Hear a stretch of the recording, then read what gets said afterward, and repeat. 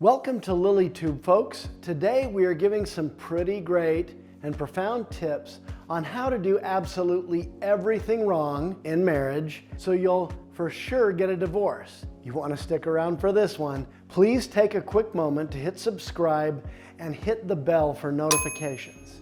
This video has been funded by Tether, an easier way to keep your loved ones intact. With superior tracking techniques and technology like never before, Tether takes being safe to a whole new level.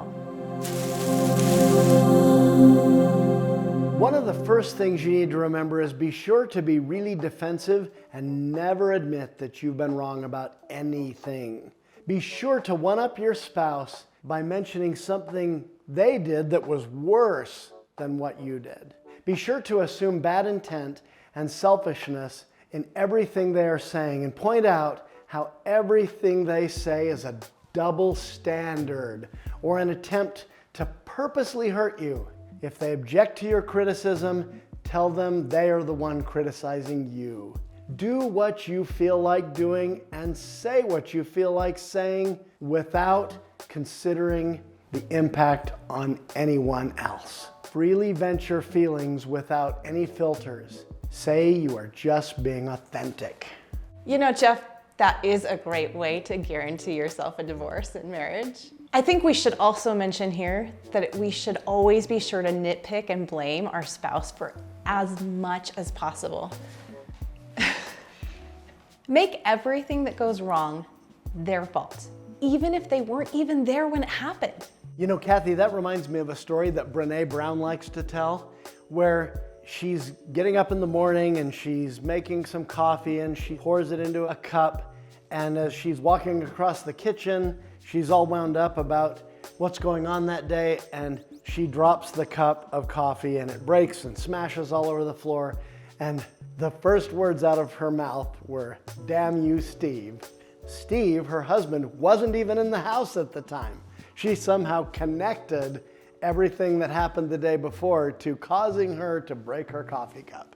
Now in the same speech, Brene is careful to say that it's really destructive actually in a marriage and in a family whenever something happens to immediately start leaping to figure out whose fault it was. And so we thought it would be a great suggestion for this video. Whenever you disagree, blame your partner and withhold sex as long as possible as a punishment. Be sure to talk down to your partner, especially in front of other people. Don't ever consider your partner's point of view. There's no point. Bring every minor disagreement to the table and hold on like a pit bull to every little opinion that you have.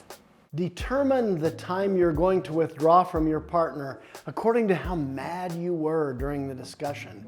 Remember that all of your negative feelings are their responsibility and their fault. Be sure to resent and be jealous of your spouse's family of origin and their circle of friends. Heap lots of criticism on them from the beginning and all the way through your marriage. Absolutely put their family and their friends down and let your spouse know how silly, foolish, and socially awkward they are. Be sure to roll your eyes and act disgusted at everything your partner says. Add a little extra sigh. Okay. Anytime they ask for sex or intimacy, to let them know how put out you feel by the mere suggestion. Go out of your way the next time you are with an attractive member of the opposite sex to openly flirt in front of your spouse. Now be sure to keep lots of secrets from your spouse and flirt behind his or her back. And be on your phone frequently. Come home with a brand new pickup truck, fully loaded, without telling your spouse in advance. If you are out of things to say, or even if you're not, simply shut down and give your partner the silent treatment. Let it go on for as many days as possible. Just hold them over the fire. Be sure to leave all arguments unresolved. Instead, have the argument in your head instead of with your partner.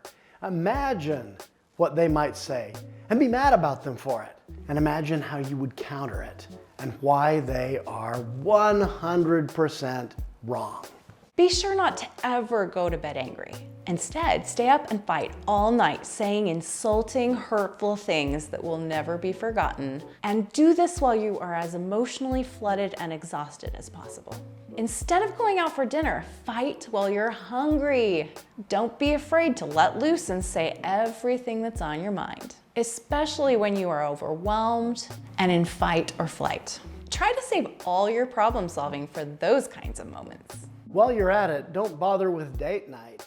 You're going to need that money for therapy. Save up for that instead. When your spouse makes a decision about the children, be sure to undermine and reverse it right in front of the kids. Tell your spouse you love them the day you get married, but after that, just tell them you'll let them know if that ever changes. Be sure to never tell them again and just assume they know. If they ever ask, just say, "Of course I loved you, married you, didn't I?" Once in a while, you might even throw in the words, "I hate you," or better yet, "I want a divorce." Yeah, definitely include that D word as often as possible, just to make sure that they know your intentions. Right? Be sure to make all of your interactions a running commentary on how disappointing your partner is to you. Make sure you also tell all your friends how dissatisfied you are with your spouse. And women, be sure to tell your friends that your man is just another child to take care of, even if you are living off the money he makes. And men, choose to be as dissatisfied with sex as possible.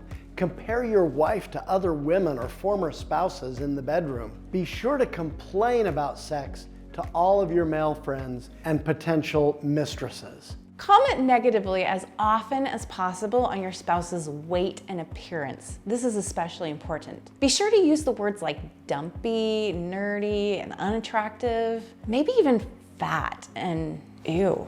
You might even make up a nickname referring to your spouse as my hippo or something equally unappealing. While you're at it, be sure to make the marriage all about you and be as controlling as possible to get what you believe you need. Complain every time your spouse talks on the phone to members of his or her family or friends. Once they do finish a conversation, make sure to say degrading words about whomever they were talking to. Don't give your spouse too much agency. Convince yourself that they will use any agency they have to hurt you.